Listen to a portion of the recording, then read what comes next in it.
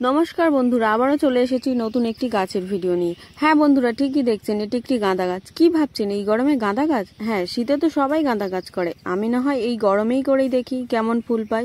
এই যে গাছটিকে দেখছেন, এটি চারা গাছ কিনে এনে মাত্র 18 দিন আগে আমি রিপোর্ট করেছিলাম 4 ইঞ্চিতে। দেখুন কিভাবে এটাকে আমি 8 ইঞ্চিতে রিপোর্ট করছি। প্রথমে একটি খোলাকুচি দিয়ে দিলাম, তারপর কিছুটা বালি ছড়িয়ে দিলাম যাতে ড্রেনেজ হোলটা খুব সুন্দর হয়। এরপর কিছুটা মাটি দিয়ে দিচ্ছি।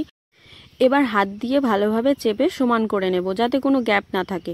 এবার দেখুন টব থেকে কিভাবে গাছটাকে বার করছি। দেখুন মাত্র 18 দিনের গাছে কতটা শিকড় চলে এসেছে। গাছটিকে টবের ঠিক মিডলে বসিয়ে দিলাম, দিয়ে আবারও চারিপাশ দিয়ে ভালোভাবে মাটি দিয়ে সুন্দর করে সমান করে নেব।